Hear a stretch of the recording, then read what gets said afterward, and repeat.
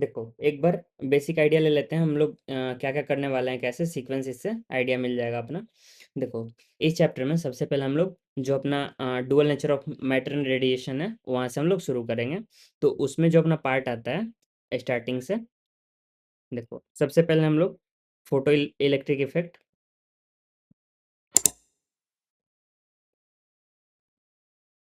करेंगे। इसके बाद हम लोग डी ब्रोगली वेवलेंथ करेंगे।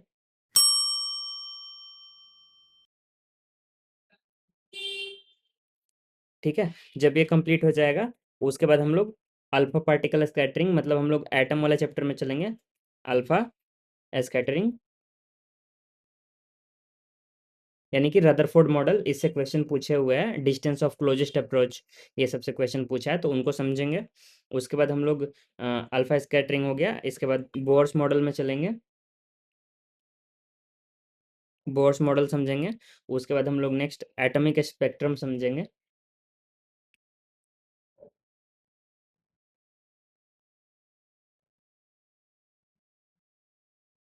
ठीक है, ये जब हो जाएगा तो थर्ड में अपना जो अपना एक्सरे है इसका बेसिक आइडिया लेंगे, और साथ में मोजले लॉ जो है इसको भी थोड़ा बेसिक बेसिक समझ लेंगे।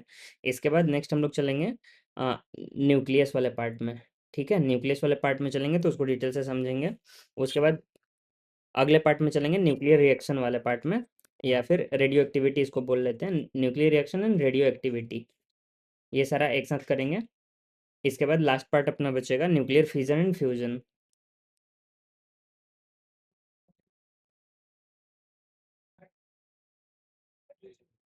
तो ऐसा अपना सीक्वेंस रहेगा। ठीक है, थोड़ा थोड़ा हम लोग क्वेश्चन करते चलेंगे। वैसे इसके क्वेश्चंस इजी होते हैं, बस कैलकुलेशन बहुत इसमें खतरनाक वाली होती है। ठीक है, लेकिन थोड़ा थोड़ा जो भी कुछ मतलब हम लोग कैलकुलेशन को शॉर्ट करने का यहाँ पे ट्रिक देखेंगे वो हम लोग ट्राई करेंगे यूज करने। ठीक है, देन स्टार्ट करते हैं आज का अपना पार्ट।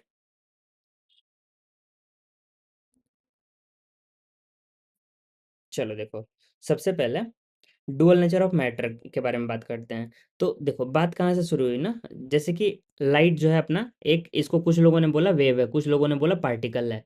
अब जैसे न्यूटन का मानना था कि लाइट एक पार्टिकल है। ठीक है, क्योंकि ये उसको सपोर्ट करने के लिए उनके पास था, जब लाइट को इस पे गिराया एक मेटल सरफेस पे, तो वहाँ से इलेक्ट्रॉन्स वहाँ से निकली मेटल सरफेस से। तो इसको kind of as a proof दिखा के न्यूटन का थ्योरी को मतलब एस्टेब्लिश किया गया कि लाइट एक पार्टिकल है, क्योंकि पार्टिकल जैसा बिहेवियर दिखा रही है। लेकिन उसी टाइम पे यंग्स डबल स्लिट एक्सपेरिमेंट, जो कि हम लोग पीछे वेव ऑप्टिक्स में पढ़े हैं, उसने ये दिखाया कि लाइट जो है एक वेव है। ठीक है, तो दोनों के मतलब अपने अपने सपोर्टर्स थे। लाइक जैसे कुछ लोग का मानना था कि लाइट जो है पार्टिकल है, कुछ लोग का मानना था कि लाइट जो है एक वेव है। ठीक है, उस टाइम तो कोई कंक्लूजन पे नहीं पहुंच पा रहा था, तभी मतलब हुआ ऐसा कि इलेक्ट्रॉन जो थी ना वो कुछ कुछ वेव वाली प्रॉपर्टी शो करने लगी। तो जब इलेक्ट्रॉन एक पार्टिकल, जो कि एस्टेब्लिश्ड पार्टिकल है, ये इलेक्ट्रॉन एक पार्टिकल होता है, उसके पास प्रॉपर सारा मास वगैरह सब कुछ है। तो जब उसने वेव नेचर शो कर दिया तो सबको लगा कि जब ये डुअल नेचर शो कर रही है तो इसी तरह से लाइट भी डुअल नेचर शो कर रही होगी। फिर फर्दर एक्सपेरिमेंट्स के थ्रू इसको एस्टेब्लिश किया गया, अलग अलग एक्सपेरिमेंट किए गए। जैसे फोटो इलेक्ट्रिक इफेक्ट में दिखा कि लाइट एक पार्टिकल है। वहीं अपना जो वेव ऑप्टिक्स में हम लोग डिफ्रैक्शन देख रहे थे, वाईडीएसी देख रहे थे, वहां पे पता चला कि लाइट एक वेव है। ठीक है, तो ये सारी फिनोमेनाज हमें हेल्प की समझने में कि लाइट का नेचर एक्चुअल में जो है वो kind of dual nature type का है, यानी कि ये दोनों शो कर रहा है। ठीक है, तो इसी पे बेस्ड है अपनी सारी की सारी एक्सपेरिमेंट्स। ठीक है, देन हम लोग इसको स्टार्ट करते हैं जो हमें अब अपने सिलेबस में पढ़ना है। देखो इसका बेसिक बेसिक जो डेफिनेशन वाला पार्ट है ना, जैसे कि the dual nature of radiation and matter refers to the concept that electromagnetic radiation like light and material particles like electrons exhibit both wave like and particle like properties depending on the experimental context. ये सब definition वाला part मैंने जो आपको notes दिया उसमें बिल्कुल अच्छे से सारा चीज़ वहाँ पे मैंने कर दिया था। ठीक है, तो ये सारा एक बार आप लोग वहाँ से जब रिवाइज करोगे ना तब सारा चीज़ हो जाएगा। यहाँ पे क्लास में मेनली फोकस हम लोग का रहेगा न्यूमेरिकल कैसे अच्छे से करना है, और क्या-क्या न्यूमेरिकल्स बन सकती हैं इस पार्ट से। ठीक है? चलो देन शुरू करते हैं। सबसे पहले हम लोग स्टार्ट करते हैं इलेक्ट्रॉन के एमिशन से। ठीक है?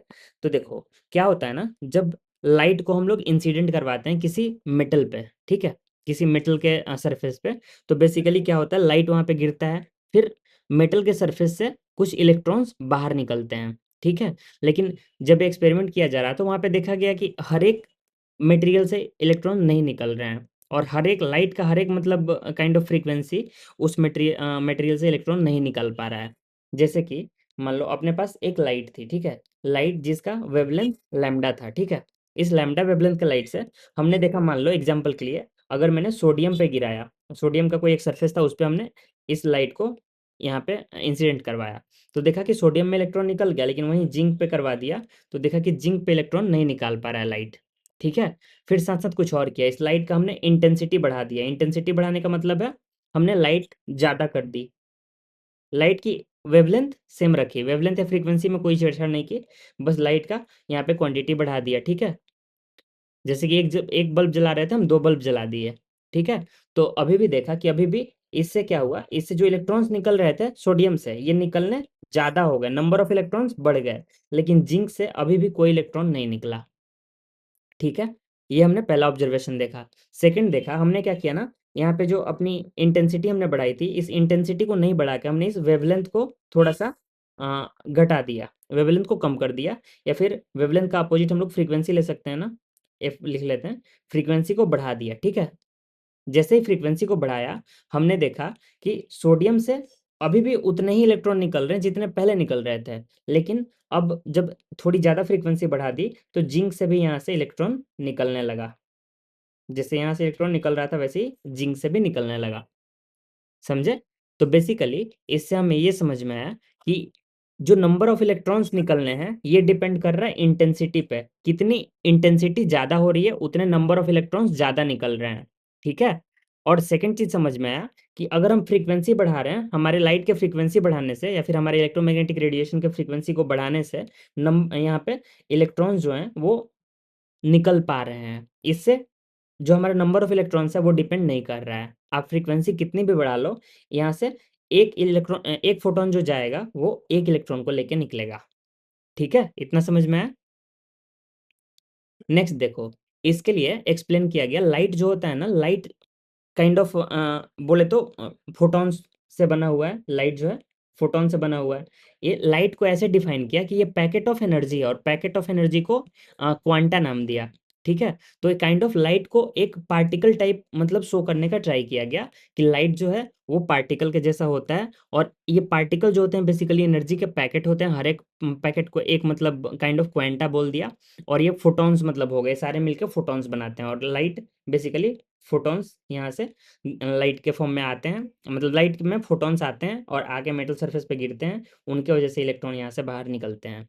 ये यहाँ तक मतलब थ्योरेटिकल कहानी है। अब इनका न्यूमेरिकल कॉन्टेक्स्ट हम लोग आराम से देखते हैं, ठीक है? इससे पहले आपको एक दो चीज़ बताता हूँ। देखो, कुछ यूनिट कन्वर्जन्स हैं, आप लोग ध्यान रखना। देखो, ये 1 इलेक्ट्रॉन वोल्ट जो होता है, ये आप लोग जानते हो ना, 1.6 इंटू 10⁻⁻19 जूल के इक्वल होता है, पहला कन्वर्जन, ठीक है? नेक्स्ट देखो, एच जो होता है प्लैंक कांस्टेंट, ठीक है? प्लैंक कांस्टेंट की वैल्यू याद है? आई थिंक 6.62 शायद होती है, 6.62। 10⁻⁻34। हाँ, 6.62 यही होती है ना? Yes sir. ठीक है। यूनिट लिखना चाहो इसका तो अपना हो जाएगा यूनिट वही वाला, एच अपन लैम्डा, यानी कि जो वेवलेंथ का अपना ये सॉरी मोमेंटम का जो यूनिट होगा उसमें मीटर मल्टीप्लाई कर देंगे, तो यानी कि केजी मीटर स्क्वायर पर सेकेंड, आई थिंक यही हो जाएगा। यहाँ से एच अपॉन लैम्डा जो होता है बेसिकली मोमेंटम होता है, तो मोमेंटम का केजी मीटर पर सेकंड, और ये मीटर और मल्टीप्लाई हो गया तो केजी मीटर स्क्वायर पर सेकंड, ठीक है? ये एक याद रखना है। दूसरा, सी स्पीड ऑफ लाइट 3 × 10⁻⁸ मीटर पर सेकंड, ये अपना अगला है। और इसमें अगला अपना आता है इलेक्ट्रॉन का जो चार्ज होता है, वो तो खैर आप लोग ऊपर हो ही गया, उसको क्या लिखें।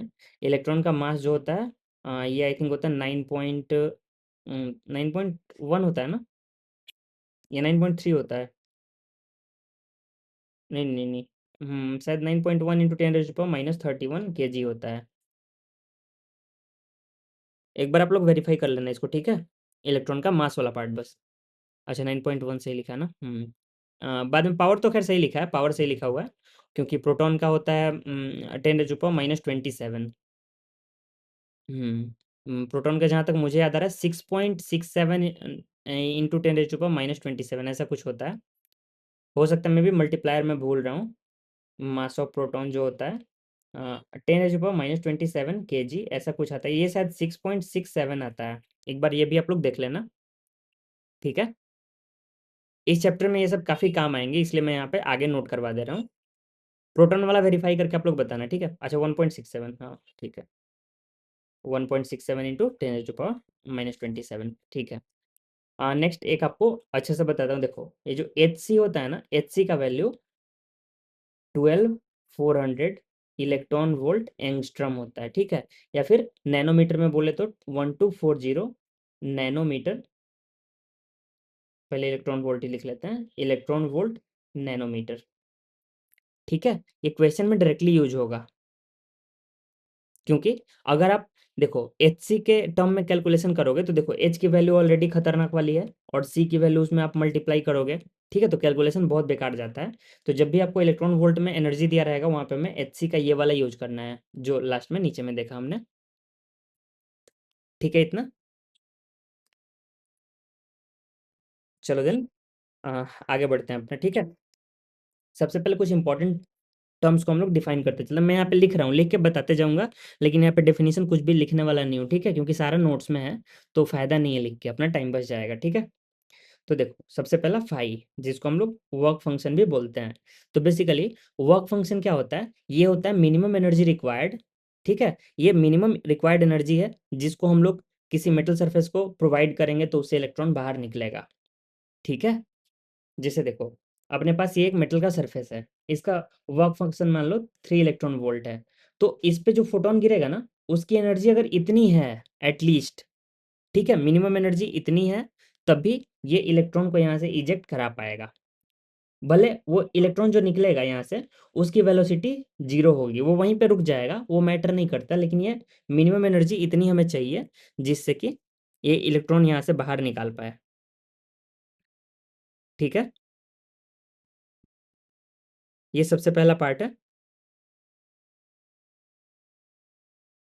आपको एमिशंस पता है ना? देखो अलग अलग टाइप के एमिशंस होते हैं। जैसे क्या होता है, कोई भी एक मेटल है, ठीक है? मेटल इलेक्ट्रॉन को थोड़ा जल्दी छोड़ता है, ठीक है? नॉन मेटल्स इलेक्ट्रॉन को जल्दी नहीं छोड़ते हैं। तो बेसिकली होता क्या है ना, हम लोग अलग अलग तरह से एमिशन करवाते हैं। जैसे सबसे पहले आप लोग देखे होगे एक चीज, हीट से एमिशन होता है। जब ज्यादा हीट करते हैं तो भी इलेक्ट्रॉन्स इजेक्ट हो जाते हैं, उसको थर्मायोनिक एमिशन बोलते हैं। वो एक पहला तरीका है। सेकंड है इलेक्ट्रिक फील्ड वाला, कैथोड। अगर आपने केमिस्ट्री में पढ़ा हो तो कैथोड एनोड लगा के वहां पे इलेक्ट्रॉन का एमिशन करवाया जाता था। इलेक्ट्रॉन जाके डिपॉजिट हो जाते थे कैथोड पे, ऐसा कुछ एक्सपेरिमेंट होता था, ठीक है? तो एक वो अपना होता था, उसको फील्ड एमिशन बोलते थे या फिर कोल्ड कैथोड एमिशन बोलते थे। नेक्स्ट ये वाला जो हम लोग पढ़ रहे हैं इसको फोटो इलेक्ट्रिक एमिशन बोलते हैं, ठीक है? एक होता है सेकेंडरी एमिशन। जैसे क्या होता है, कोई इलेक्ट्रॉन मान लो यहाँ से इजेक्ट किया, उसका काइनेटिक एनर्जी खुद इतना ज़्यादा हो गया कि वो जाके दूसरे सरफेस पे टकराया और वहाँ पे टकरा के दूसरे इलेक्ट्रॉन को वहाँ से बाहर निकलवा दिया, ठीक है? तो ये होता है सेकेंडरी एमिशन, ठीक है? तो चलो नेक्स्ट ये वाला पार्ट 5 आपने समझ लिया। वर्क फंक्शन क्या होता है? Work function minimum energy required for an electron to eject from a metal surface, ठीक है? ये पहला पॉइंट हो गया। देखो अब इसके बाद नेक्स्ट अपना आई थिंक आता है, देखो ये जो फाई होता है ना, इसको हम लोग कैसे निकालते हैं ये देख लेते हैं। देखो सबसे पहला रिलेशन जो आपको बताने जा रहा हूँ, ई का energy equals to H C upon lambda, ठीक है? इसी को सी अपॉन लैम्डा को हम लोग इस टर्म को फ्रीक्वेंसी बोलते हैं, ठीक है? आप लोग जानते हो सी अपॉन लैम्डा। तो इसको हम लोग एच इंटू एफ या एच इंटू म्यू भी लिख सकते हैं। तो देखो क्या होता है, म्यू लिखने से दिक्कत ये होता है कि वी और म्यू एक जैसा हो जाता है तो कन्फ्यूजन बाद में होती है, इसलिए मैं फ्रीक्वेंसी को एफ लिख रहा हूँ, ठीक है? अब यहाँ से पहला रिलेशन आप लोग समझो, जैसे जैसे लैम्डा बढ़ेगा, ये देखना ध्यान से, अगर लैम्डा बढ़ेगा तो एनर्जी पे क्या इफेक्ट आएगा?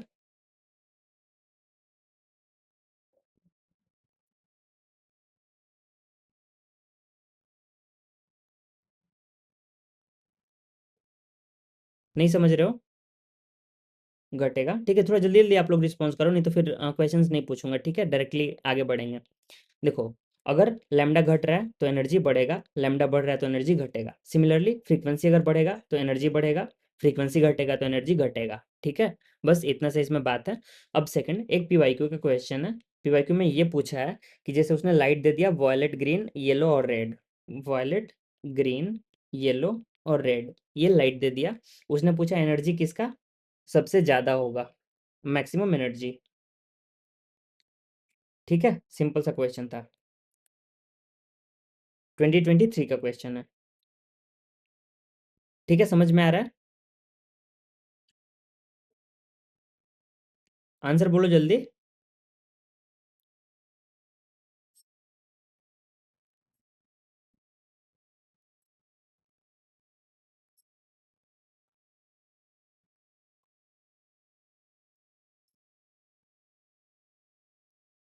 रेड का कैसे ज़्यादा होगा, कैसे आप बोल रहे हो? वी से आर जाते हैं तो लैम्डा बढ़ता है, लैम्डा।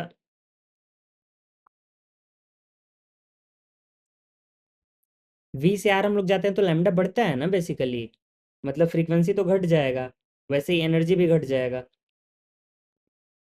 ठीक है, वो रेडियो नहीं है, वो आर मतलब रेड है। VGYR, ये गामा नहीं है, वाई है। ठीक है, violet, green, yellow, red, previous year का क्वेश्चन है। ठीक है, तो इसका आंसर हो जाएगा अपना वॉयलेट, इसकी एनर्जी मैक्स होगी क्योंकि फ्रीक्वेंसी सबसे इसकी ज़्यादा है। क्लियर?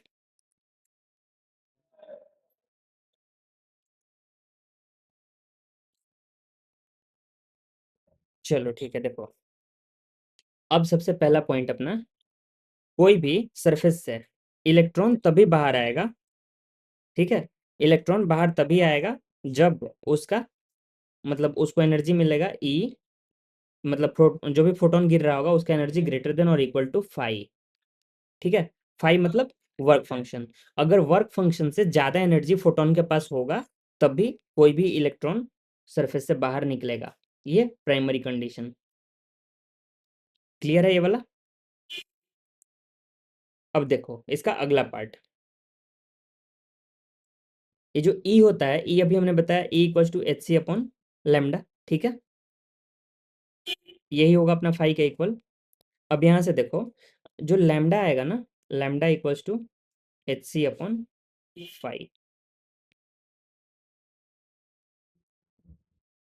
ठीक है, ये जो वेवलेंथ यहाँ पे है ना लैम्डा, इसको थ्रेशोल्ड वेवलेंथ बोलते हैं। ये लाइट का वो मैक्सिमम वेवलेंथ है जिससे यहाँ से एमिशन होगा। अगर इससे ज़्यादा वेवलेंथ का कोई भी लाइट सरफेस पे गिरेगा तो वो इलेक्ट्रॉन को एमिट नहीं करवा पाएगा।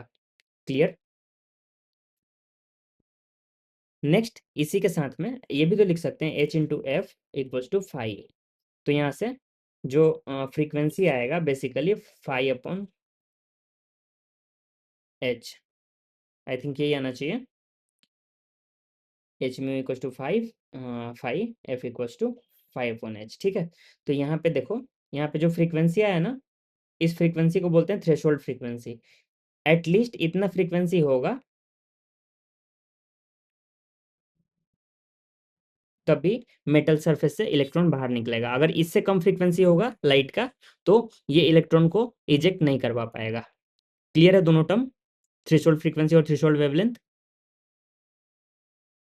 वर्क फंक्शन से डायरेक्टली ऐसे हम लोग कैलकुलेट कर सकते हैं।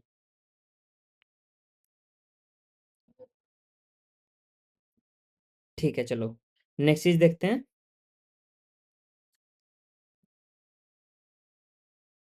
Kinetic energy of electron. देखो क्या होता है ना, जब किसी सरफेस पे लाइट इंसिडेंट हुआ, ठीक है, और इंसिडेंट फोटोन का एनर्जी ईपी है। ठीक है, ईपी एनर्जी है, इसका मान लो वर्क फंक्शन फाई है। ठीक है, फाई जो है अपना वर्क फंक्शन है मेटल के सरफेस का। तो बेसिकली होता क्या है, मान लो ये जो एनर्जी है फोटोन का ये फाई से ज़्यादा हुआ, तो बाकी बचा हुआ एनर्जी कहाँ जाएगा, तो वो चला जाता है काइनेटिक एनर्जी में। ठीक है, जो इलेक्ट्रॉन निकलेगा उसको साथ साथ काइनेटिक एनर्जी भी मिल जाएगा, तो इलेक्ट्रॉन निकल के सर्टेन वेलोसिटी के साथ बाहर की तरफ भागेगा। ठीक है, ये इक्वेशन होता है। तो यहाँ से जो काइनेटिक एनर्जी, इसको हम लोग के मैक्स बोल लेते हैं कभी-कभी, क्योंकि देखो क्या होता है ना, हर एक इलेक्ट्रॉन को सेम काइनेटिक एनर्जी नहीं मिलेगा, कुछ एनर्जी इधर-उधर लॉस भी होता है।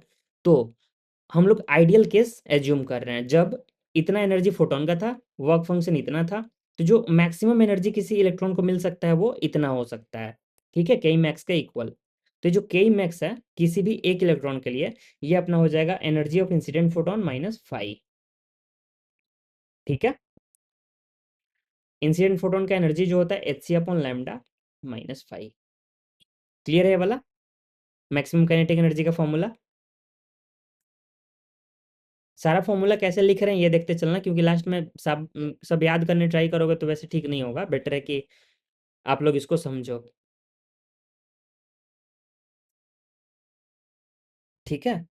अब नेक्स्ट थोड़ा सा ट्रिकी पार्ट है, देखो क्या होगा ना, मान लो एक, जैसे कि हमारे पास अ, ये मेटल सरफेस है, ठीक है? मेटल का प्लेट है और ये रिसीवर है, ठीक है?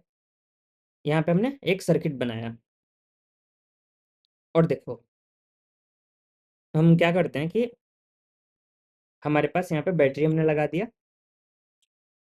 अब देखो यहाँ पे लाइट इंसिडेंट हो रही थी और यहाँ से इलेक्ट्रॉन्स निकल के इधर की तरफ जा रहे थे, ठीक है? ठीक है, इलेक्ट्रॉन आगे की तरफ जा रहे थे। बेसिकली इन्हें हमें जाने से रोकना है, ठीक है?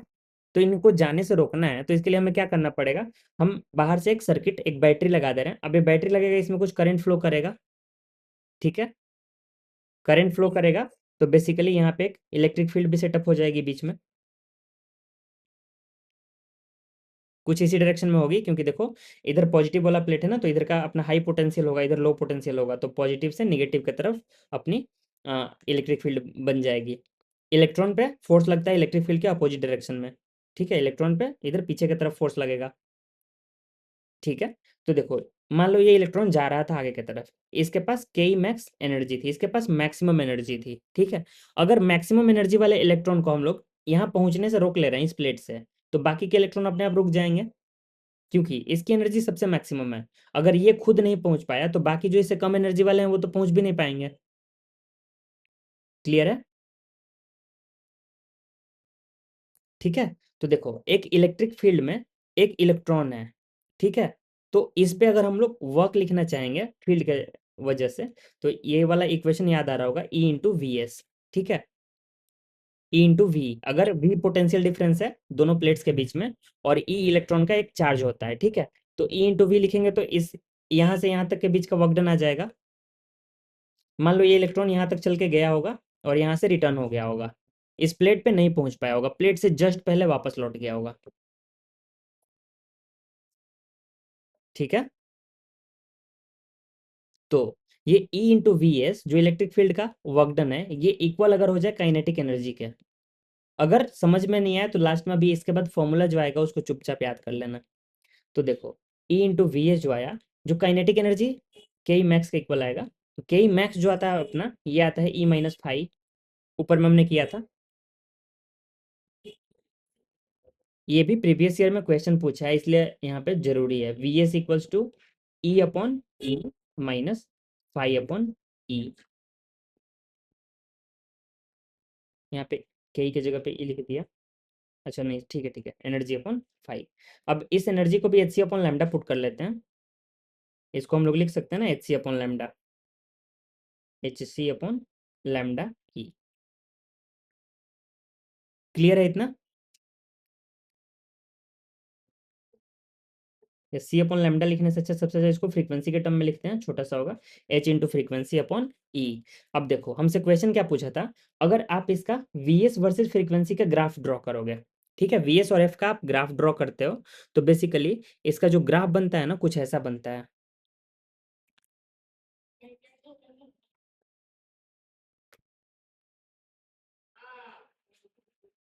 देखो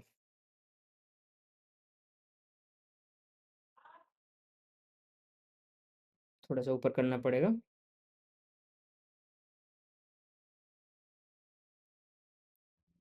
देखो अगर ये अपना फ्रीक्वेंसी है, ये अपना स्टॉपिंग पोटेंशियल है, तो जो ग्राफ बनता है ना कुछ ऐसे बनता है। ठीक है।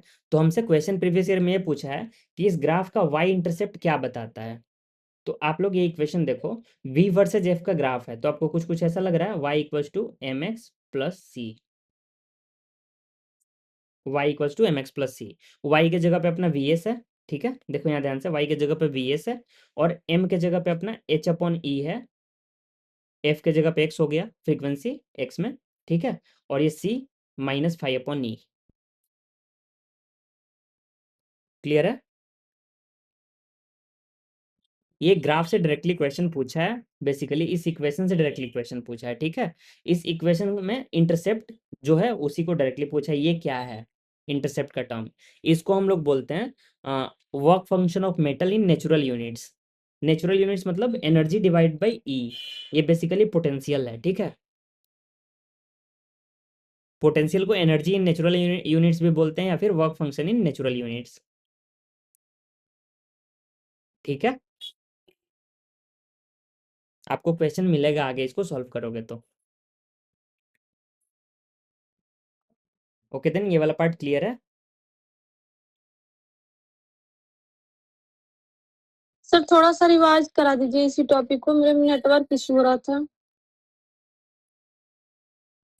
अच्छा ठीक है, देखो जल्दी जल्दी देखो, ये जो हमने बाहर से बैटरी लगाई, इसकी वजह से एक इलेक्ट्रिक फील्ड सेटअप हो जाएगा यहाँ पे। जब एक इलेक्ट्रिक फील्ड सेटअप होगा तो बेसिकली यहाँ पे जो इलेक्ट्रॉन होगा, इलेक्ट्रॉन पे अपोजिट डायरेक्शन में फोर्स लगेगा, ठीक है। तो ये जो मैक्सिमम काइनेटिक एनर्जी वाला इलेक्ट्रॉन होगा, इसका कुछ स्पीड होगा, ठीक है। वो इलेक्ट्रॉन अगर यहाँ तक नहीं पहुंच पाए इस प्लेट तक, अगर मैक्सिमम काइनेटिक एनर्जी वाला इलेक्ट्रॉन नहीं पहुंच पा रहा है, मतलब इससे जो कम एनर्जी वाले होंगे वो तो बिल्कुल भी नहीं पहुंच पाएंगे। तो बेसिकली हमारा टारगेट ये रहेगा कि हम इसको पहुंचने से रोकें, ठीक है। अगर एक बार इसका पहुंचना वहां पर रुक गया तो फिर हम लोग का बाकी इलेक्ट्रॉन भी नहीं पहुंच पाएगा। इसी में मतलब इसको रोकने के लिए जो एनर्जी लगता है, उस एनर्जी के कॉरेस्पॉन्डिंग जो पोटेंशियल आता है, ये जो पोटेंशियल डिफरेंस वी एस यहाँ पे हमें आ रहा है, जो हमें रिक्वायर्ड है, इसी को हम लोग स्टॉपिंग पोटेंशियल बोलते हैं, ठीक है। तो देखो इलेक्ट्रॉन ई है और उस पर वी पोटेंशियल कुछ काम कर रहा है, तो उस पर टोटल काम कितना होगा, ई इंटू वी। इस वी को हम लोग वी एस बोल रहे हैं, स्टॉपिंग पोटेंशियल। ये इलेक्ट्रोस्टेट्स का पार्ट है, अगर ये समझ में नहीं आ रहा तो फिर आपको इलेक्ट्रोस्टेट्स रिवाइज करना पड़ेगा। चार्ज इंटू पोटेंशियल, ये होता है पोटेंशियल एनर्जी या फिर वर्क डन, दोनों में हम लोग यूज करते हैं। ये इक्वल हो जाएगा काइनेटिक एनर्जी के मैक्सिमम वैल्यू के, क्योंकि मैक्सिमम काइनेटिक एनर्जी वाले को अगर इसने रोक लिया तो सबको रोक लेगा, ठीक है। अब काइनेटिक एनर्जी जो मैक्सिमम होता है वो अपना होता है ई माइनस फाइव, यानी कि इंसिडेंट एनर्जी माइनस जो भी उसका वर्क फंक्शन है मेटल का, ठीक है। तो यहाँ से ई इक्वल इधर ले जाकर हम लोग डिवाइड करते हैं, तो एनर्जी को हम लोग एच इंटू एफ लिख सकते हैं, H into F divide by E minus five upon E, work function upon E हो गया, ठीक है। तो जब इसका ग्राफ प्लॉट करते हैं स्टॉपिंग पोटेंशियल वर्सेस फ्रीक्वेंसी का, तो अपना ग्राफ कुछ ऐसा आता है। यहाँ पे वाई में हमें एक इंटरसेप्ट मिलता है, मतलब जब एफ जीरो रहा होगा उस टाइम पे वी एस का कुछ वैल्यू रहा होगा, इसी वैल्यू को हम लोग इंटरसेप्ट बोलते हैं, ठीक है। तो ये जो इंटरसेप्ट निकल के आ रहा है वो अपना आ रहा है माइनस फाइव अपॉन ई, ठीक है। तो माइनस फाइव अपॉन ई जो होता है, इसको हम लोग बेसिकली बोलते हैं work function of metal in natural units, ठीक है। बस इतना ही है इसमें। Okay sir. ठीक है, चलो देन आगे बढ़ते हैं। देखो ये जो फोटो इलेक्ट्रिक इफेक्ट होता है ना, लाइक जैसे यहाँ पे मेटल सरफेस पे इलेक्ट्रॉन गिरा, ठीक है, किसी भी सरफेस पे, जैसे यहीं पे देख लो, यहाँ पे फोटोन गिरा, फोटोन जैसे इंसिडेंट किया वैसे ही इंस्टेंटली इलेक्ट्रॉन निकल जाता है। ये 10⁻⁹ टाइम लगता है, ठीक है। ऑलमोस्ट नो लैग के साथ ये काम करता है प्रोसेस। तो ध्यान रखना है, प्रोसेस जो होता है इंस्टेंटेनियस होता है। चलो एक दो चीज और बता दे रहा हूँ, जो मैंने आपको पहले भी बताया था वैसे, पॉइंट ध्यान से सुनना, ठीक है, रिपीट नहीं करवाना। क्योंकि देखो क्या होता है ना, पहला, अगर आप इंटेंसिटी बढ़ा रहे हो, ठीक है, इंटेंसिटी को बढ़ाओगे, इससे आपका जो नंबर ऑफ इलेक्ट्रॉन्स है, नंबर ऑफ इलेक्ट्रॉन जो निकल रहे हैं वो बढ़ जाएंगे। पहला point clear. Stopping potential change नहीं होगा, इसमें कुछ भी चेंज नहीं आएगा, ठीक है। अपने लैंग्वेज में आप लोग लिखते चलो, नहीं तो बाद में कंफ्यूज होते रहोगे, ग्राफ रफ दे दिया तो। इंटेंसिटी जैसे बढ़ेगी, नंबर ऑफ इलेक्ट्रॉन्स इजेक्टेड बढ़ जाएगा। स्टॉपिंग पोटेंशियल जितना था उतना ही रहेगा, इंटेंसिटी बढ़ाने से उस पर कोई फर्क नहीं आता है। नेक्स्ट, जो मैक्सिमम काइनेटिक एनर्जी है के ई मैक्स, इस पे भी कोई फर्क नहीं पड़ेगा। क्लियर। नेक्स्ट अब देखो, अगर हम फ्रीक्वेंसी बढ़ाते हैं, या फिर वेवलेंथ घटाते हैं, इससे नंबर ऑफ इलेक्ट्रॉन्स पे कोई फर्क नहीं पड़ेगा। क्लियर?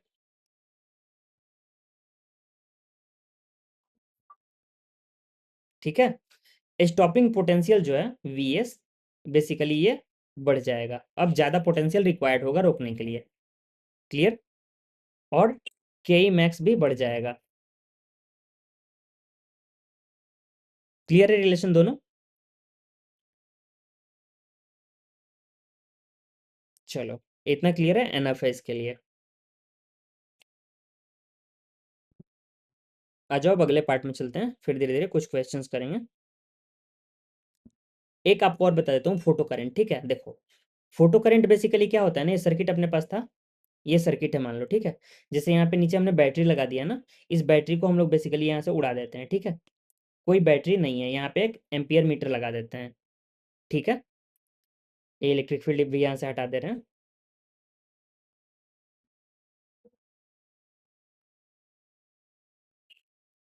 समझ रहे हो सेटअप?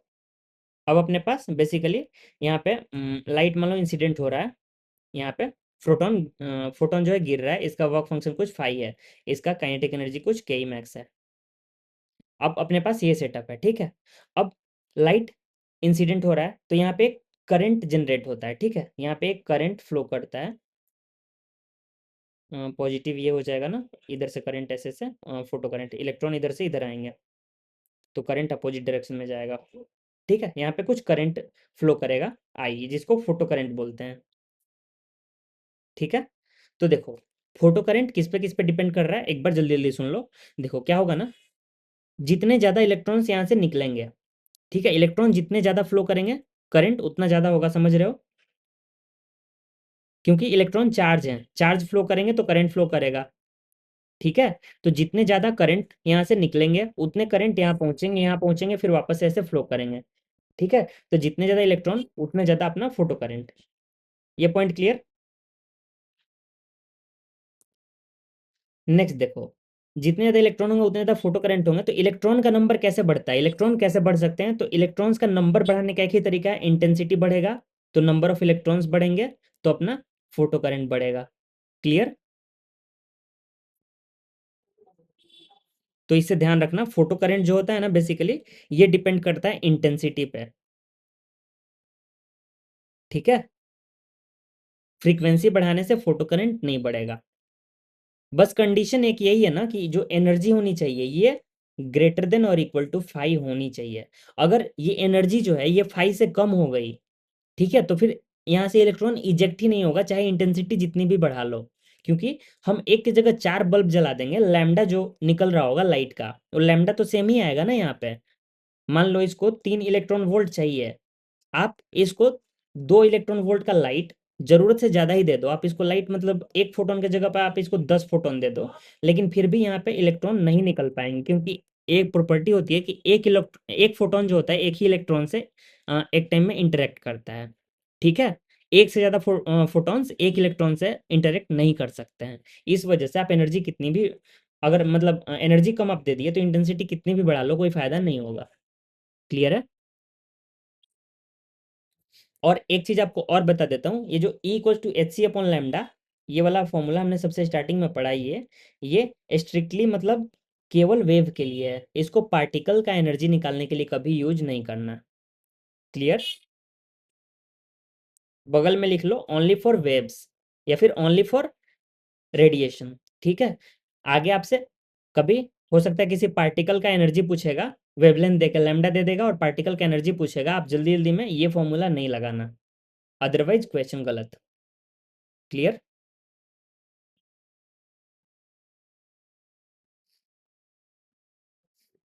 चलो एक अच्छा सा क्वेश्चन करो। ठीक है, लाइट है जिसका frequency f1 equals to 1.5 times f threshold. ठीक है, या हाँ f इनिशियल इसको ले लो। ठीक है, initially 1.5 times of f threshold, ये इंसिडेंट हो रही है फ्रीक्वेंसी।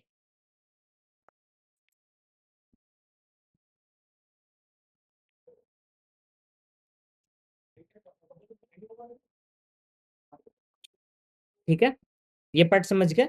अब ये बोल रहा है इस केस में मान लो एक सर्टेन फोटो करंट यहाँ पे होगा, ठीक है, कोई भी एक मान लो आई फोटो करंट था इस केस में। अब ये बोल रहा है ये जो फ्रीक्वेंसी है ना, इसको घटा के Fi/2 कर दिया, ये हो गया आपका फाइनल फ्रीक्वेंसी। ठीक है, अब आपसे पूछ रहा है व्हाट विल बी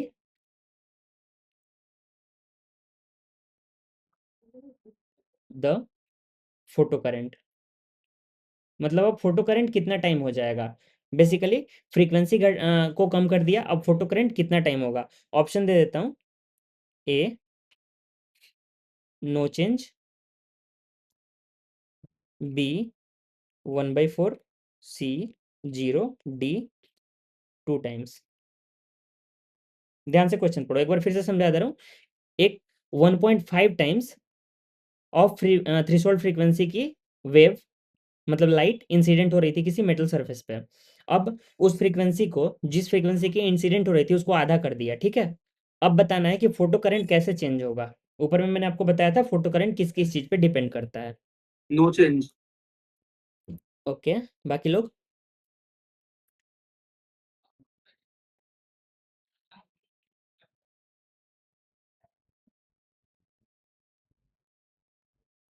ओके, इस चैप्टर में सिली मिस्टेक्स होती हैं अगर कॉन्सेप्ट को नहीं समझोगे तो। कंडीशंस को बहुत सीरियसली लेना है।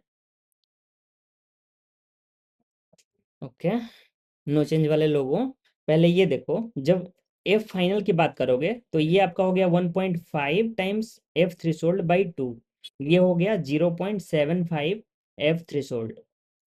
आपकी फ्रीक्वेंसी थ्रेशोल्ड फ्रीक्वेंसी से कम हो गई। अब बताओ इलेक्ट्रॉन इजेक्ट कैसे होगा, आप फोटो करंट की बात कर रहे हो।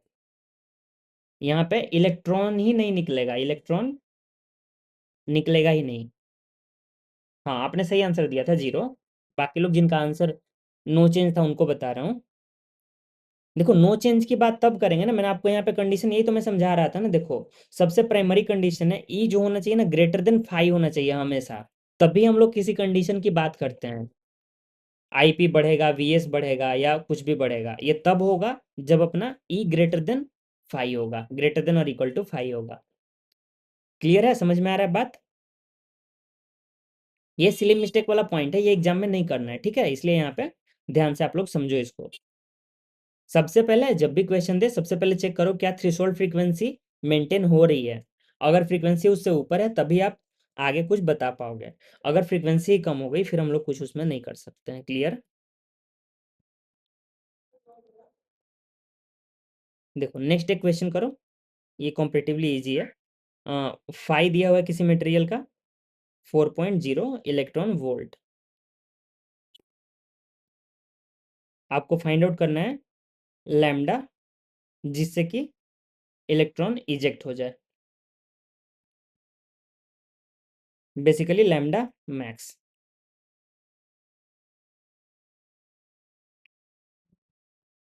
लैम्डा मैक्स बोलो या लैम्डा नॉट बोलो, थ्रेशोल्ड वेवलेंथ।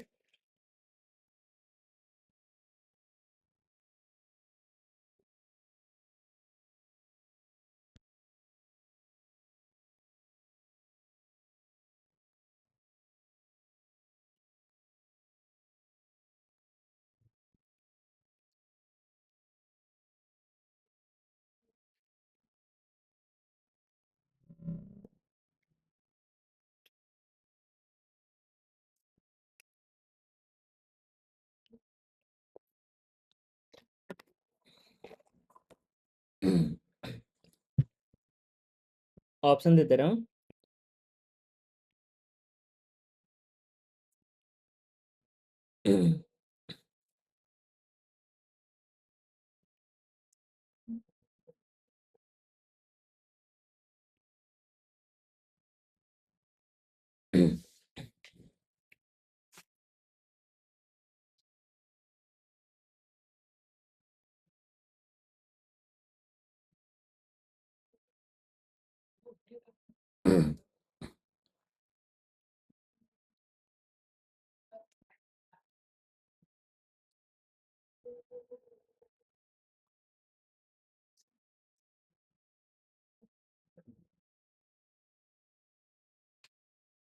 ओके।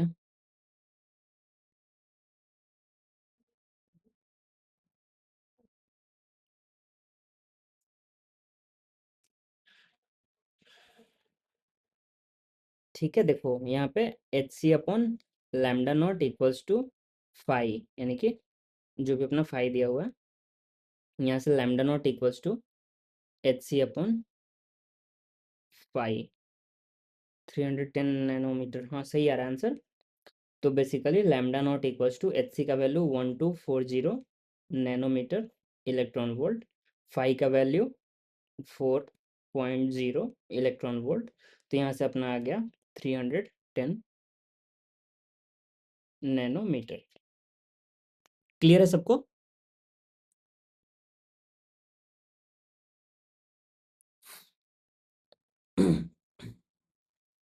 ठीक है, देन चलो नेक्स्ट पार्ट में देखते हैं। देखो कुछ इंपॉर्टेंट बातें हैं जो आपको बता रहा हूँ, एक बार ध्यान से सुनना। देखो किसी भी, मतलब जो बताया वो ऑलरेडी आपको फिर से बता दे रहा हूँ। ठीक है, देखो फोटो करंट जो होता है वो डायरेक्टली प्रोपोर्शनल होता है इंटेंसिटी ऑफ लाइट के। इंटेंसिटी ऑफ लाइट जितनी ज़्यादा, फोटो करंट उतनी ज़्यादा, क्योंकि नंबर ऑफ इलेक्ट्रॉन्स ज़्यादा हो जाएंगे। पहला पॉइंट क्लियर।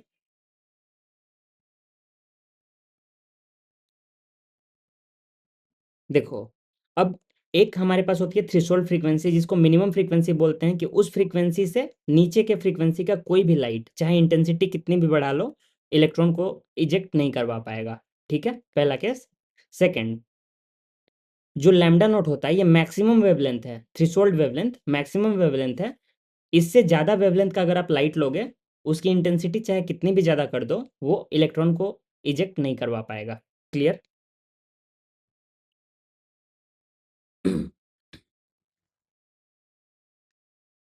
ठीक है, लास्ट मैंने बताया था ये जो प्रोसेस होता है बहुत ही फास्ट प्रोसेस होता है, टाइम लैग अप्रॉक्सीमेटली जीरो होता है, यानी 10⁻⁹ के 9 सेकंड के इक्वल होता है। ये ऑलमोस्ट नेग्लिजिबल है, जीरो टाइम लैग बोल सकते हैं। ठीक है, तो ये जो प्रोसेस होता है इंस्टेंटेनियस होता है।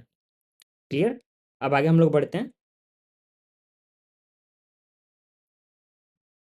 अगर आपसे कभी एग्जाम में पूछे वेव थ्योरी फेल क्यों हुई, वाई वेव थ्योरी फेल्ड, तो देखो वेव थ्योरी के फेल होने का रीजन था, पहला थ्रेशोल्ड फ्रीक्वेंसी का मिलना। ठीक है। सेकंड, जैसे ही लाइट गिरी वैसे ही इलेक्ट्रॉन इजेक्ट हो जा रहा है अपने मेटल से। ये भी काइंड ऑफ ऐसा था ना कि जैसे कि मान लो आप क्या करते हो, तेज से कभी मतलब मिट्टी पे कुछ अगर मारोगे, जमीन पे तेज से कुछ मारोगे, तो देखते हो नीचे से कुछ मिट्टी उड़ने लगती है, कुछ निकलने लगता है। काइंड ऑफ वैसा ही कुछ हो रहा था कि काइंड ऑफ कोलिजन हो रहा है, कोलिजन की वजह से इलेक्ट्रॉन बाहर निकल जा रहा है। समझ रहे हो? ये पार्टिकल के केस में होता है, वेव के केस में नहीं होता है। ठीक है, तो ये भी फेल्योर का एक रीजन था। सेकंड, इसके बाद ये जो अपना मैक्सिमम काइनेटिक एनर्जी है ना, ये इंटेंसिटी पे डिपेंड नहीं कर रहा था, ये डिपेंड कर रहा था अपने बस फ्रीक्वेंसी पे। ठीक है, इस वजह से भी हम लोग एक्सप्लेन नहीं कर पा रहे थे, क्योंकि जो हमारे मतलब वेव वाले सारे जो थ्योरीज थे इसके हिसाब से फेल हो रहे थे। ठीक है, अब हम लोग चलते हैं अगले पार्ट में अपने।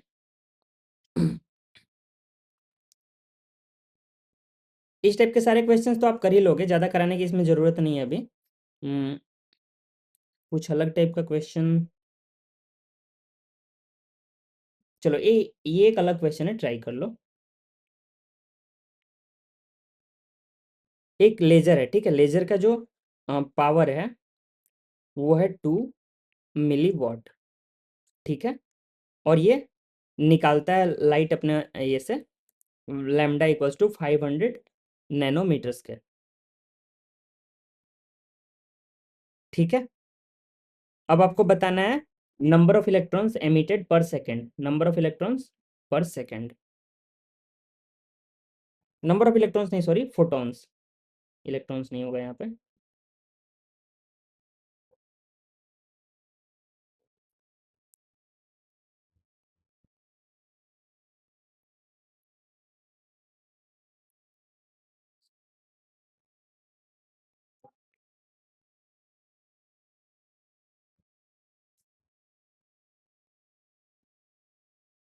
चलो आपको थोड़ा सा हेल्प कर दे रहा हूँ, रिलेशन आपको बता दे रहा हूँ। देखो पावर बेसिकली क्या हो जाएगा, मान लो नंबर ऑफ इलेक्ट्रॉन्स पर सेकेंड इंटू एनर्जी, ये एन जो होता है डायमेंशनलेस होगा ना। ठीक है, एनर्जी पर यूनिट टाइम, ये सेकंड जो है इसकी वजह से एनर्जी पर यूनिट टाइम हो जाएगा, तो दोनों साइड का डायमेंशन सेम हो जाएगा। समझ रहे हो इक्वेशन?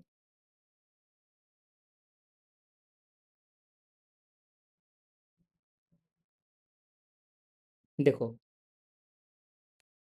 मान लो जैसे यहाँ पे एक सर्टेन टी टाइम्स में एन इलेक्ट्रॉन्स निकलते हैं, तो वही टाइम टी हो गया। टी को यहाँ पे 1 सेकेंड बोल दिया है और एन को नंबर ऑफ इलेक्ट्रॉन्स बोल दिया, तो 1 सेकेंड में इतने नंबर ऑफ इलेक्ट्रॉन्स इतने निकल रहे हैं। अब देखो पावर भी क्या होता है, पावर होता है एनर्जी पर यूनिट टाइम, मतलब 1 सेकेंड में जितनी एनर्जी होगी उतनी ही पावर हो जाएगी। अगर 1 सेकेंड की हम लोग बात करेंगे तो बेसिकली दोनों साइड अगर बाई टी रहता है तो दोनों साइड से कैंसिल हो जाता है ना।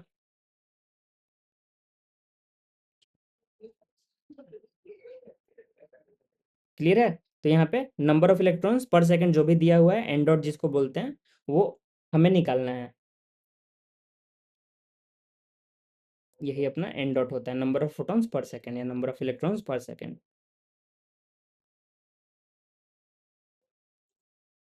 आई थिंक ईजी है, बस कैलकुलेशन है। चलो मैं भी कर रहा हूँ। N dot equals to P upon E, 5 × 10⁻15। हाँ सही है आंसर। ये हो जाएगा 2 × 10⁻³ divided by H C upon lambda. तो लेमडा कितना दे रखा है, 500 नैनोमीटर।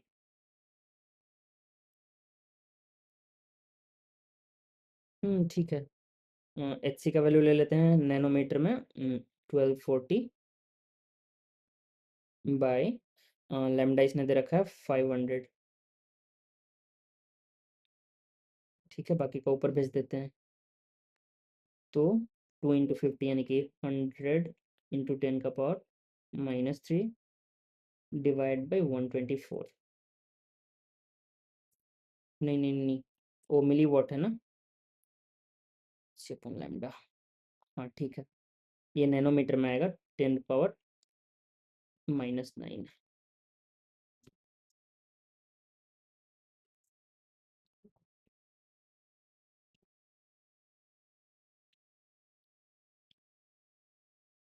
अरे नहीं ऐसे नहीं होगा, एच लेके करना पड़ेगा क्योंकि यहाँ पावर वॉट में दिया हुआ है।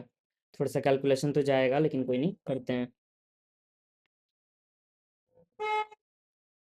2 × 10⁻³ divided by H C upon lambda, यानी कि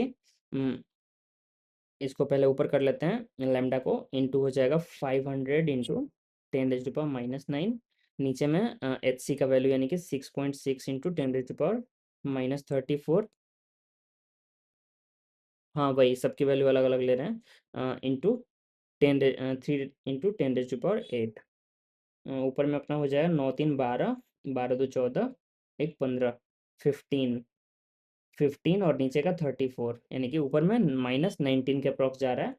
फिर नीचे भी 8 है, यानी कि 26, 12 अप्रॉक्सीमेटली आ रहा है 10⁻17/198। कैसे कर सकते हैं इसको, 1/20 लिख सकते हैं। 19.8 आ रहा है, ठीक है। यानी अप्रॉक्सीमेटली 1/20 इंटू 10⁻17। ठीक है, तो अप्रॉक्सीमेटली 0.5 इंटू 10⁻17। देखो इस चैप्टर में कैलकुलेशंस कभी कभी खतरनाक हो जाती हैं।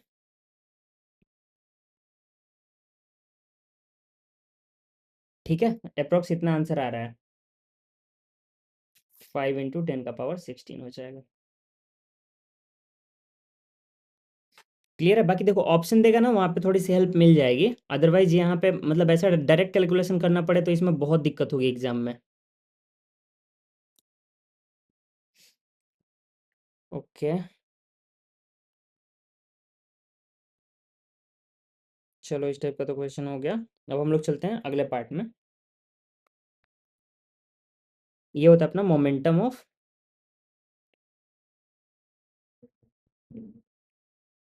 EM waves. देखो इसको पार्टिकल मान के हमने ऊपर में एनर्जी कैलकुलेशन सीखा, मतलब पार्टिकल नेचर कैसे शो कर रहा है, पहला प्रूफ हमने देखा। सेकंड, जब ये पार्टिकल है तो इसका कुछ ना कुछ हम लोग मोमेंटम भी कैलकुलेट कर सकते हैं। तो ये जो मोमेंटम होता है ना पी, ये मोमेंटम पी इक्वल्स टू होता है एच अपॉन लैम्डा। ठीक है, और यही अपना होता है E upon C, energy upon speed of light. क्योंकि देखो यहाँ पे सी को यहाँ ऊपर ट्रांसफर करोगे तो एच सी अपॉन लैम्डा ई हो जाएगा। ठीक है, तो अगर एच अपॉन लैम्डा लिखना है तो ई अपॉन सी लिख सकते हैं।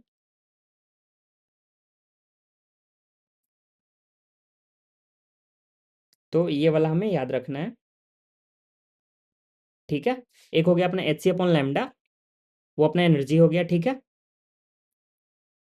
देखो आपको एक और तरीका बता दे रहा हूँ। देखो यहाँ पे ई का वैल्यू क्या होता है, अगर हम लोग बात करेंगे तो एक फॉर्मूला ये वाला E equals to M C square याद है, कभी पढ़े हो पास्ट में? तो देखो E equals to M C square में से एक सी इससे आप कैंसिल कर दोगे तो E equals to M C. ठीक है, यानी कि ये मास हो गया, ये स्पीड, मास इंटू वेलोसिटी या मास इंटू स्पीड, मोमेंटम बन गया ना। ठीक है, तो ऐसे डायमेंशन की हेल्प से भी देख सकते हो। ये बेसिकली होता है आपका मोमेंटम एक फोटोन का, मोमेंटम ऑफ वन फोटोन। ठीक है, और ध्यान रखना एक बात, मोमेंटम की बात हम तभी करेंगे जब ये इंटरेक्ट करेगा पार्टिकल से। वेव वेव के इंटरेक्शन में हम लोग मोमेंटम की बात नहीं करते हैं। क्लियर? अब यहाँ से एक और अपने पास इंपॉर्टेंट रिजल्ट आएगा। देखो मान लो लाइट आ रहा है, ठीक है, लाइट आके किसी सरफेस से टकराता है। ठीक है, अपने पास एक फोटोन है, ये आगे किसी सरफेस से मान लो टकरा रही है। ठीक है, तो ऐसे आके मान लो यहाँ से टकराई। तो एक केस पहला ले रहे हैं, केस वन। अगर फोटोन मान लो सरफेस में एब्जॉर्ब हो गया पूरा, फोटोन इज कंप्लीटली एब्जॉर्ब्ड। ठीक है, सरफेस में फोटोन आके एब्जॉर्ब हो गया, तो मान लो जब फोटोन कुछ आ रहा होगा तो इसकी कुछ मोमेंटम रही होगी पी इनिशियल, बाद में यहाँ पे सरफेस में एब्जॉर्ब हो गया तो इसकी पी फाइनल बेसिकली जीरो हो गई होगी। इतना समझ रहे हो? ठीक है, तो देखो पी इनिशियल को हम लोग लिख सकते हैं ई अपॉन सी, एक फोटोन है ई अपॉन सी। क्लियर? पी फाइनल हमारी जीरो हो गई। ठीक है, तो देखो अब यहाँ से हम बात करते हैं फोर्स क्या होता है। फोर्स होता है delta P upon delta T. ठीक है, डेल्टा पी क्या हो जाएगा अपना, P final minus P initial, यानी कि E by C delta T. Delta T को भी हम लोग टी लिख लेते हैं सिंपली। इतना क्लियर है?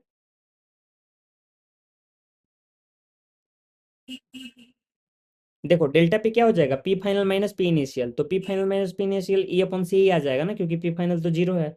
तो पी के डेल्टा पी की जगह पे ई अपॉन सी पुट कर दिया।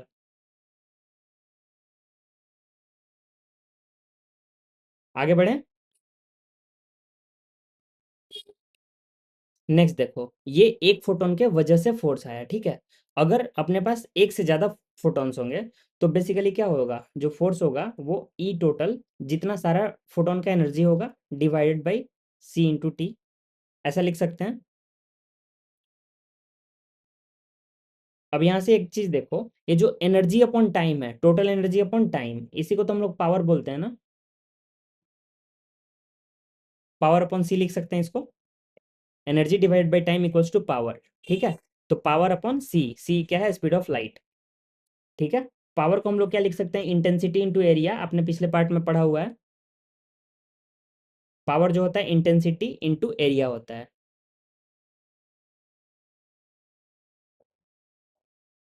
क्लियर है? अच्छा ठीक है, चलो याद नहीं आ रहा है तो दूसरे पार्ट से पहले समझ लो। देखो अगर हम रेडिएशन प्रेशर की बात करेंगे तो रेडिएशन प्रेशर क्या हो जाएगा, फोर्स अपॉन एरिया। फोर्स यहाँ पे देखो पी अपॉन सी हमने निकाल रखा है, तो पी अपॉन सी, पी अपॉन सी, ठीक है, यहाँ पे एरिया से नीचे मल्टीप्लाई कर देंगे। क्लियर है ये वाला?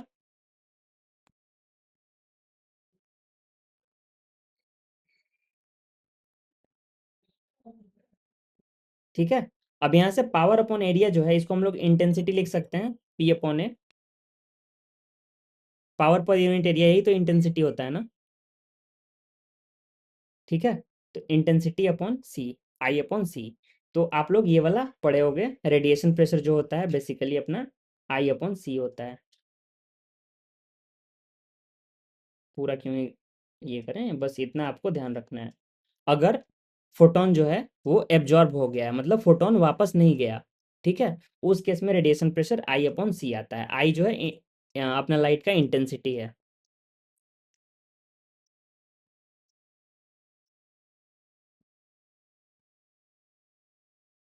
इस पे प्रीवियस ईयर में क्वेश्चन पूछा है, देखो क्वेश्चन क्या है आपको बताता हूँ।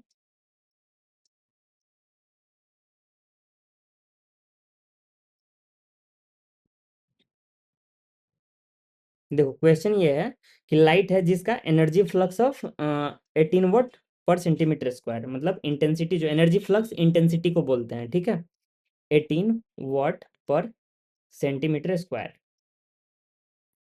ठीक है, पावर बाई एरिया। डायमेंशन देख के समझ जाओ, इंटेंसिटी बोल रहा है, ठीक है, लिखा है एनर्जी फ्लक्स, ठीक है।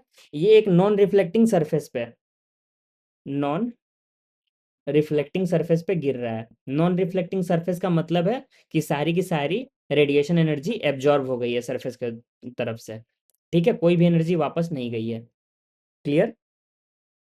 जो सरफेस का एरिया है, बेसिकली एरिया दे दिया है 20 सेंटीमीटर स्क्वायर। आपको फाइंड आउट करना है total momentum delivered, basically delta P पूछ रहा है इन 30 मिनट्स। ट्राई करोगे?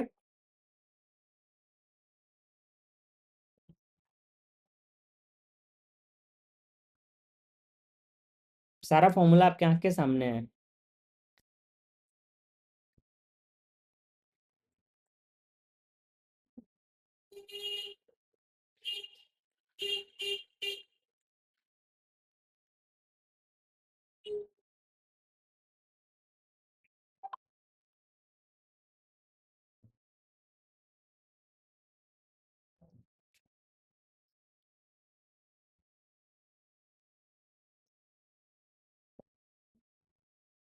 चलो मैं भी साथ साथ सॉल्व करता हूँ, थोड़ा टाइम बचेगा। सबसे पहले delta P equals to F into T. F के जगह पे हम पुट कर सकते हैं I A upon P into T, ठीक है। तो 18 इंटू एरिया दे रखा है 20 upon C 3 into 10 to the power 8 into delta T 30 into 60, 3 से 10 टाइम्स में। अब यहाँ से 1 0 2 0 3 0, तो बेसिकली ये पावर 5 हो गया। ऊपर में कितना बचा? 108 216, 216 इंटू 10 का power -5, that's equal to 2.16 into 10 to the power -3। Delta P है ना, केजी मीटर पर सेकेंड या फिर न्यूटन सेकेंड।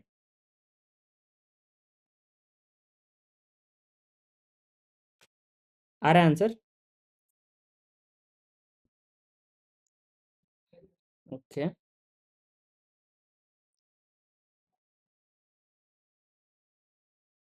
ये ईयर 2021 का पीवाईक्यू है, ठीक है।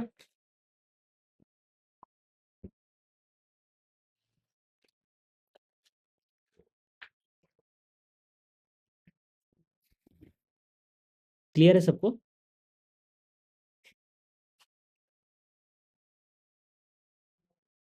सर ये रिकॉर्डिंग हो रहा है क्या? हम्म।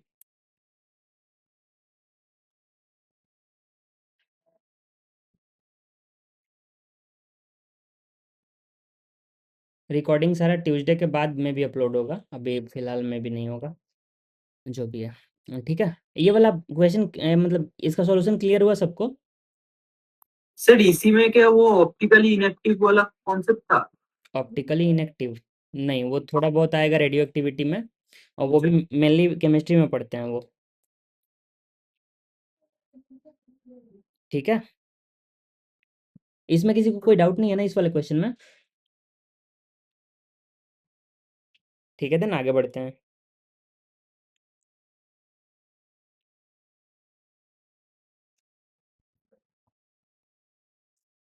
चलो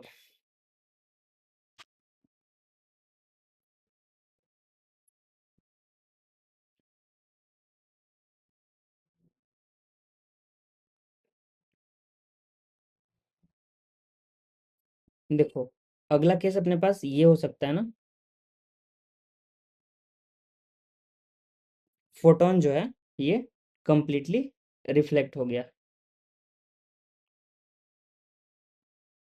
ठीक है, perfect kind of elastic collision हो गया, ठीक है। तो यहाँ जो पी फाइनल जीरो हो रहा था, ये पी फाइनल जीरो नहीं हो गया, जो इलेक्ट्रॉन था वापस कुछ ऐसे यहाँ से पी फाइनल के साथ लौट जाएगा, ठीक है। और जो पी फाइनल होगा वो पी इनिशियल के इक्वल हो जाएगा, लेकिन अपोजिट डायरेक्शन में, ई अपॉन सी। क्लियर है इतना?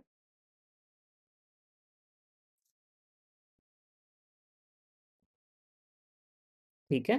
तो देन देखो चेंज कहाँ कहाँ आएगा अपना, यहाँ पे टू ई हो जाएगा चेंज, टू ई अपॉन सी हो जाएगा डेल्टा पी। हम लोग बस मैग्नीट्यूड की बात करें, मॉड लगा लो, नहीं तो बाद में आपको कन्फ्यूजन होगा। डेल्टा पी का जो मैग्नीट्यूड होगा टू ई अपॉन सी हो जाएगा। क्लियर? यहाँ भी टू हो जाएगा, टू ई अपॉन सी, यहाँ भी टू हो जाएगा, टू आई ए अपॉन सी, यहाँ एफ रहेगा यहाँ पे अपॉन ए पावर, नहीं नहीं, यहाँ पे टू हो जाएगा। क्लियर है?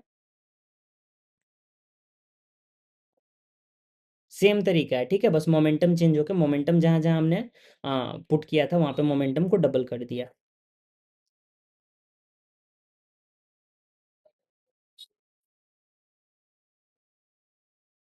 नीचे वाला पे ये पावर है, ठीक है, तो कंफ्यूज नहीं होना, ये पावर है और ये वाला मोमेंटम है, ठीक है। वैसे मैंने डेल्टा डेल्टा पी दिखा रखा है, कंफ्यूजन नहीं होगा। ये क्लियर है? तो आगे बढ़ते हैं।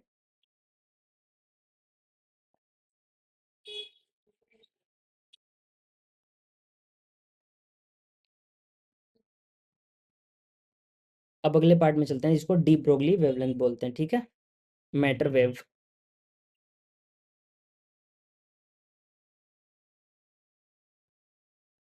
देखो, अगर इलेक्ट्रोमैग्नेटिक रेडिएशन ये बिहेव कर रही थी लाइक अ पार्टिकल, तो पार्टिकल जो है वो भी तो वेव के जैसा बिहेव कर सकता है ना, ठीक है। तो लाइट जब बिहेव कर रही थी पार्टिकल के जैसा, तो हमने लाइट के लिए मोमेंटम कैलकुलेट किया, ठीक है, मोमेंटम कैलकुलेट किया, एनर्जी कैलकुलेट किया, सब किया। लेकिन अगर मैटर अपने पास है, वो वेव के जैसा बिहेव करने लगे, तो उसके लिए हम भी कुछ क्वांटिटी निकाल सकते हैं ना। जैसे मान लो अपने पास इलेक्ट्रॉन है, इलेक्ट्रॉन वेव का नेचर शो करने लगेगी, तो इलेक्ट्रॉन के लिए तो हम लोग वेव वाला कुछ प्रॉपर्टी निकाल सकते हैं। वेव के पास प्रॉपर्टी होती है जैसे वेवलेंथ होता है, ठीक है। तो ये वेवलेंथ हम लोग एक इलेक्ट्रॉन के लिए भी निकाल सकते हैं, या फिर जो पार्टिकल वेव नेचर शो कर रहा है उसके लिए निकाल सकते हैं। क्लियर? तो देखो, ये जो लैम्डा आता है बेसिकली, ये एक तो अपना मोमेंटम वाले रिजल्ट से आ सकता है, H upon P, P equal to H upon lambda आ रहा था वेव के लिए, याद आ रहा है? तो वहां से हम लोग लिख सकते हैं lambda equal to H upon P. यहाँ पे पी मोमेंटम है, ओके। देन देखो, एक relation H equals to under root two M into kinetic energy, ये पढ़े हो, पी इक्वल्स टू होता है under root two M into K E, kinetic energy.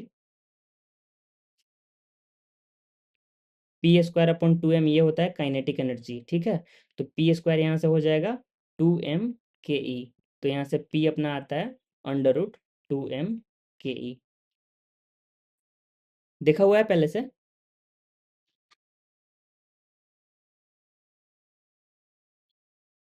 नहीं याद आ रहा है? कोई प्रॉब्लम नहीं है, भूल जाओ, ठीक है। देन आगे बढ़ते हैं। देखो, अब आपके पास ये रिजल्ट आया। एक चीज आपको इलेक्ट्रोस्टैट्स थोड़ा सा याद करो, एच अपॉन इसी फॉर्मूला को हम थोड़ा चेंज करके ऐसे लिख सकते हैं, two M into kinetic energy, एक इलेक्ट्रॉन के लिए हम लोग ई इंटू वी भी लिख सकते हैं ना, चार्ज इंटू पोटेंशियल, या क्यू इंटू वी कर देते हैं, ज़्यादा अच्छा रहेगा आपके लिए। क्यू डेल्टा वी पोटेंशियल, यही काइनेटिक एनर्जी के इक्वल हो जाता था जब चार्ज को हम लोग एक्सेलरेट करते थे। मान लो एक चार्ज क्यू है, उसको वी पोटेंशियल से आपने एक्सेलरेट किया, तो उसकी एनर्जी कितनी हो जाती थी, क्यू इंटू वी। याद आ रहा है? बढ़िया, ठीक है। तो इस वजह से हम लोग इसको ऐसे भी लिख सकते हैं। तो आपके पास यहाँ पे ये एक इम्पॉर्टेंट रिजल्ट रेडी है, ठीक है। ये वाला हमें ध्यान रखना है। इस पे फॉर्मूला बेस्ड क्वेश्चन आएगा तो ठीक है। कैलकुलेशन खराब हो सकती है लेकिन क्वेश्चन इजी होगा। ठीक है, अब देखो, अगर यहाँ पे हम लोग एक इलेक्ट्रॉन कर देते हैं फॉर इलेक्ट्रॉन, ठीक है, इलेक्ट्रॉन के लिए कैलकुलेशन कैसे चेंज हो जाता है। तो सबसे पहले लैम्डा जो होगा एच अपॉन पी ऐसे ही सेम रह जाएगा, इक्वल्स टू एच अपॉन ये जो अपना है under root 2m into EV हो जाएगा, इलेक्ट्रॉन का चार्ज इंटू इलेक्ट्रॉन का वेलोसिटी, सॉरी पोटेंशियल। ठीक है, तो यहाँ से अपने पास एक रिजल्ट आता है, lambda equals to under root 150 upon V angstrom में। तो ये याद रखना है इसलिए क्योंकि इससे कैलकुलेशन इजी हो जाता है।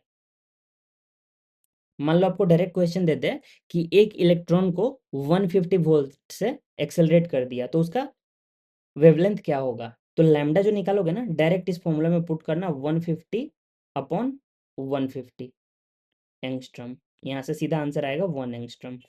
इधर आप मास क्यू ये सब डाल के कैलकुलेट करोगे ना, क्वेश्चन पूरा निपट जाएगा, सॉल्व करने में ही 1 घंटा लगेगा। ठीक है,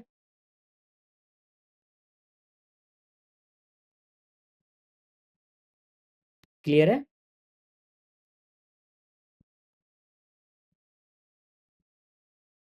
देखो ये V जो है ना वोल्टेज है, अगर एक इलेक्ट्रॉन को हमने 150 वोल्ट से एक्सेलरेट कर दिया तो उसका जो वेवलेंथ आएगा ना 1 एंगस्ट्रम के इक्वल आएगा।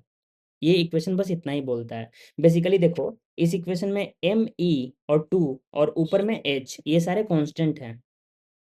एच अपॉन 2 एम ई का अंडर रूट करोगे ना, देखो अंडर रूट 2 एम ई इसका वैल्यू निकाल लो और एच को इससे डिवाइड करो। हाँ बोलो। सर इलेक्ट्रॉन के लिए एंगस्ट्रॉम में 12.2 बाई रूट वी था ना। 12.2 अपॉन रूट वी, वी। तो सेम ही चीज लिखा हुआ है ना, 12.2 का स्क्वायर करो कितना आ रहा है। अच्छा अच्छा, ओके ओके। देखो फॉर्मूला को समझा करो ठीक है, क्योंकि याद करोगे कभी कुछ चेंज होगा थोड़ा सा तो कंफ्यूज हो जाओगे इस रीजन से। ठीक है, ये वाला बाकी लोग को क्लियर है ना।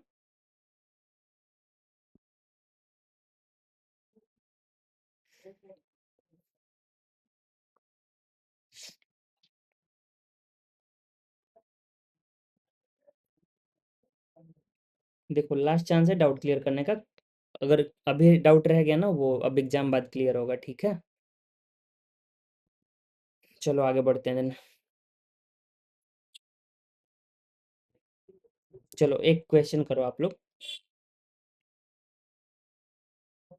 आई थिंक हम लोग खत्म ही करने वाले हैं। एक इलेक्ट्रॉन है, an electron with lambda equals to 1 angstrom. ठीक है, एक इलेक्ट्रॉन है जिसका वेवलेंथ 1 एंगस्ट्रम है, फाइंड एनर्जी।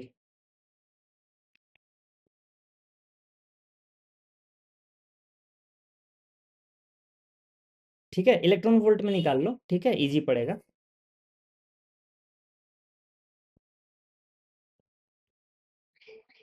ठीक है, आराम से करो।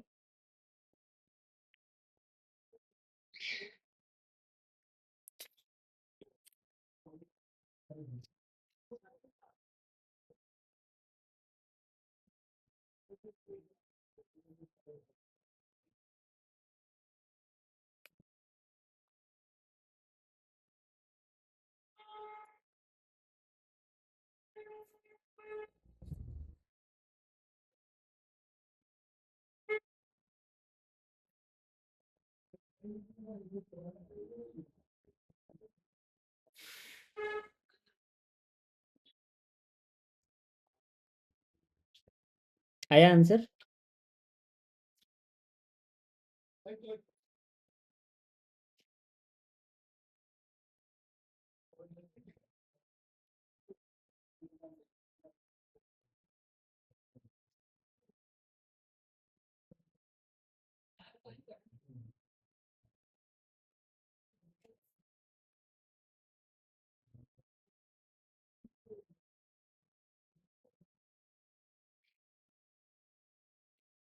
क्या हुआ, डिस्कस करें, दिक्कत हो रहा है बनाने में।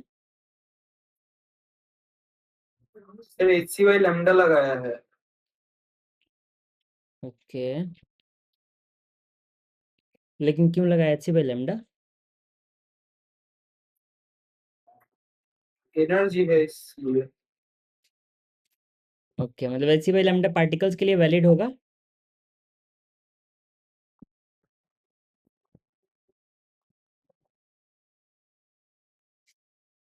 ओके, कॉमन मिस्टेक कर रहे हो।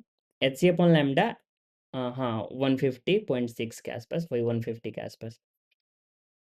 नॉर्मल सी कॉमन मिस्टेक कर रहे हो आप। एच सी अपॉन लेमडा मैंने ऊपर में एक्सप्लिसिटली बताया था कि ये बस रेडिएशन के लिए वैलिड है, ठीक है।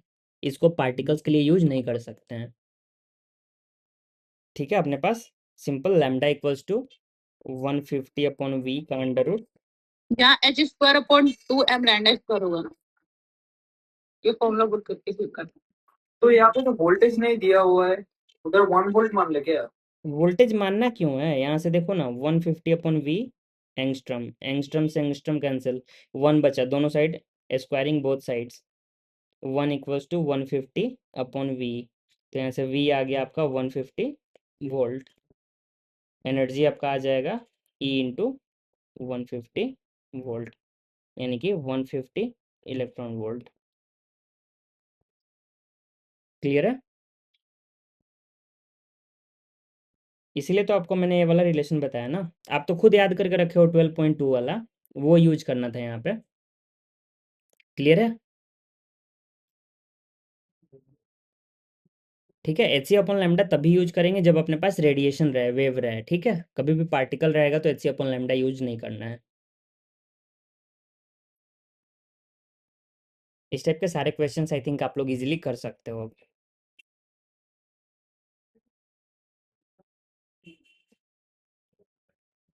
चलो एक क्वेश्चन लास्ट और कर लो, फिर उसके बाद हम लोग आगे बढ़ जाएंगे, ठीक है। क्वेश्चन है, de Broglie wavelength find out करना है। एक इलेक्ट्रॉन है जिसका काइनेटिक एनर्जी जो है वो है 144 electron volt. Find lambda. Simple question है, ठीक है, 1 मिनट से ज़्यादा नहीं लेना है।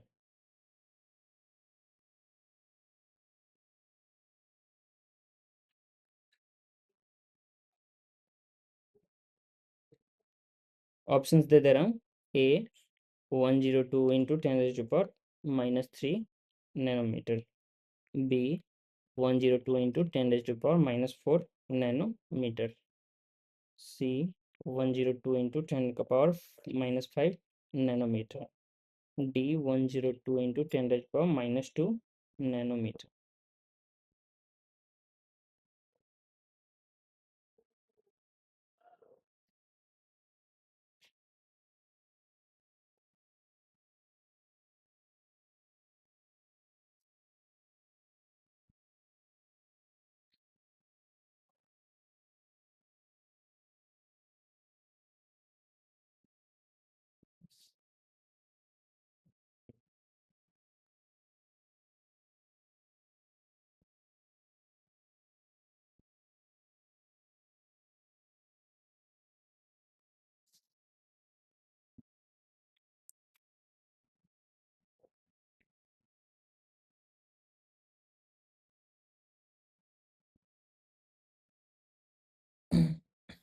आया आंसर कुछ?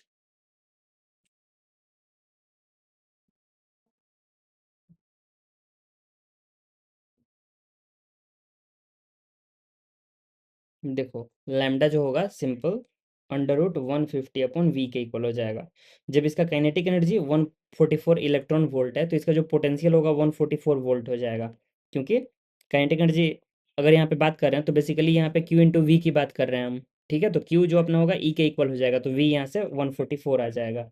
तो अंडर रूट 150 अपॉन 144, ये अप्रॉक्सीमेटली अपना आ जाएगा 1.02 के एंगस्ट्रम में।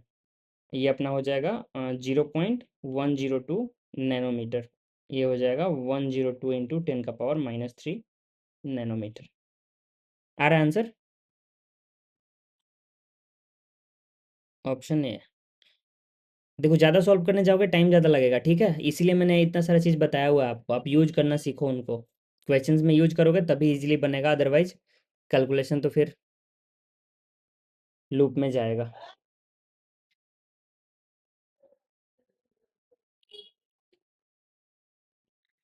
Excuse me, sir. हाँ, In this, can't we use lambda equals to h by root over 2mk? yeah, you can use simply, no problem. Okay.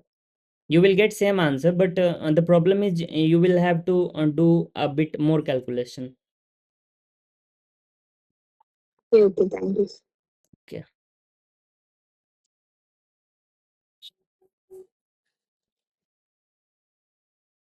Okay then यहाँ तक clear सबको?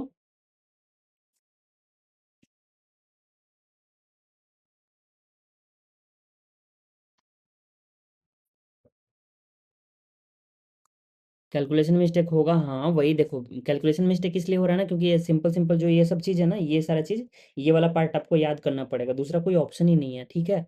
अगर ये याद करोगे जो छोटा-छोटा चीज़ है, तो उससे आपको हेल्प मिलेगा। अगर ये याद नहीं करोगे, फिर देखो, जो लोग बुक से पढ़ रहे हैं ना, बुक से जो भी पढ़ेगा खुद से, उसको ये चीज़ पता नहीं होगा कि ऐसे भी हम लोग कर सकते हैं, ठीक है? और इस टाइप के एग्ज़ाम्स में ना यही चीज़ मैटर करती है। बुक में आपको ये नहीं बताएगा कि आप यहाँ पे इसको ऐसे यूज़ करो अंडर रूट 150/v करके।